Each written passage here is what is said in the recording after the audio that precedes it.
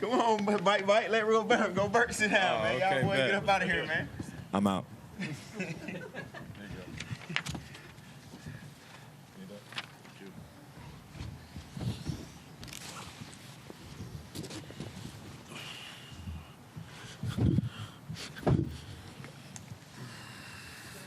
And just big picture for this series, what Julius was able to do. Just what stood out to you about that, and just kind of reflecting on the whole season of what he's kind of built to get to this point. Like what sticks out in your mind? Just how he create for others, and his impact on the game. The way he controlled the tempo, the way he pushed the pace, the way he bring us along with him when he pushes the pace, and just even his defense. His defense has gone to another level. The way that he communicates with us, his attention to detail, everything, man. It's incredible. It's incredible to be his teammate, and he brings it every night, and he shows you that he wants to win. So I'm happy to have him next to me. You were confident last season after the Western Conference Finals that you would be back here. I think you said we will be back. What fueled that, and what did you have to do over the course of the season to get here individually and collectively as a group? A lot of ups and downs. Just had to stay with it. And what fueled it? I mean, we lost last year, so just, trying to take that into the summer. I didn't have too much personal workout time because I was with the USA team, but the time that I did have, I definitely had that in the back of my mind. Rudy, you've come up big in these closeout games in the first two rounds. Just what was your mindset going into this, and how did you assert yourself tonight the way that you needed to? For me, it was just about being present, try to enjoy the moment. I try to really focus on my preparation, and then once I'm on the floor, it's just about enjoying the moment, being present of both ends, try to set the tone for my team and for my teammates, and doing it with my energy, and then usually the game takes care of itself, but when you kind of in that moment and enjoying that moment, you're just yourself, and I try to be that every night.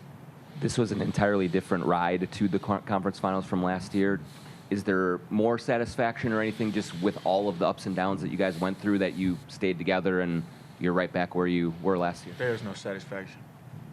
Yeah, if we just got here. We haven't done anything yet, so no, he's not satisfied. That's exactly how it feels. It feels good to get to that step, but his stomach is not full, not at all.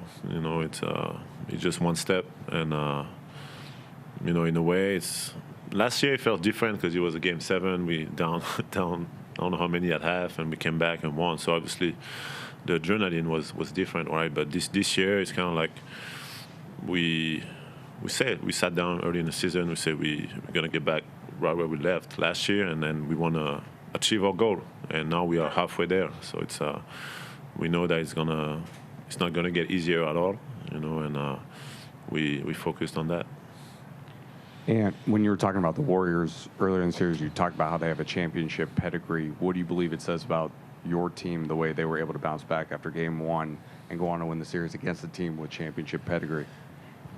Says a lot. I told him today, the most together team and the most mature team is the team that wins around this time. It's not about who get 30 points, who get the most shots, who get all the blame for winning the game, and it's not about none of that. It's about coming together as a team. Can we defend at a high level, and can we limit the other team to one shot? It doesn't really matter about offense. As long as we get good shots, and it don't matter who shoot it. So we did that tonight. And is there any lesson that you learned from the Dallas series that stuck with you that maybe you've applied throughout the regular season or throughout the playoffs thus far? Nope. Just a loss. How about Rudy? Was there anything you think when you look back to the last year's Western Conference Finals that was missing for the team, from your team, that maybe that you have more of going into this year's? I think for us it's our approach. More importantly, it's not about talent. It's not about us wanting to win or not, right? We want to win, but it's about staying, level-headed after a win like we had last year against Denver, Game 7. I felt like, when you got the whole world praising you, and and all of a sudden you went from being an underdog to being the favorite. I think in a way we weren't mature enough to handle that yet, but we were much aware of it. And this year I feel like we're mature enough. I feel like we understand where we're at, and so in a way that's the lesson. In our preparation, in our approach, it's about us. It's not about who we face. It's about our mindset, and when our mindset and our work and our attention to details, our level of urgency is right, we know we can play with anyone. Question for both of you. Obviously, there's been some history between you guys, the Timberwolves and Jimmy Butler and Draymond. How personal was this? I don't have no history with those guys, so it wasn't personal. It was just trying to get a win. I don't know about the Jimmy thing. I wasn't there. Yeah, I don't have no history with nobody. I have a lot of respect for those two guys. They're both highly competitive players, for me, it's just about, I'm just focused on trying to win a championship. What happened, and there's nothing really personal. I think it's also a team game, so. They both accomplished great things, but now I feel like now it's for me personally, I'm just focused on writing my own story, and to each individual has their own journey and story, and I'm just trying to accomplish my dream, my goal, winning a championship. That's all I care about. And going back to the Western Conference Finals, how different does it feel this year? How prepared do you feel? How much more prepared do you feel to try to get it done this time? I can't really speak on how prepared I feel because I don't know. We haven't started playing yet, but hopefully I'm more prepared than I was last year. And I think there was a story in an All-Star game that they asked you to throw a lob coming out, and you told the coach, I don't throw lobs. Yeah. You threw a lot of them today. Yeah. Just like, what are you seeing in that, and how much more comfortable are you in that? How many you threw today? I threw like 3-4 on today, right? Like Root comes up to me every time out, Sack, you got to read it, and I need that because it's there a lot. And I tell Jaden all the time, like when I'm driving, cut that corner because most of the time your man trying to play two, and if you cut, he can't play two. Now he got to make a decision. Do he want to give up an easy 2 points or a corner three?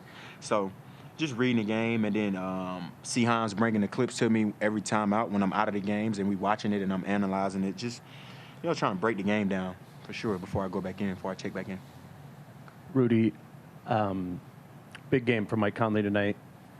I was thinking about in the bubble, I think it was, he had that final shot to go to the Western Conference Finals that rimmed out. Yeah.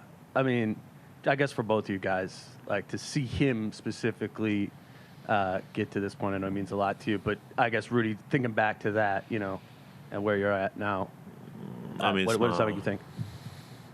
We've been through a lot with Mike, and I love him. I just want to, more than anything, I want to win for him, right. Because it's like, we've been. I just know how much he cares about winning. How Mike great, play through anything, man.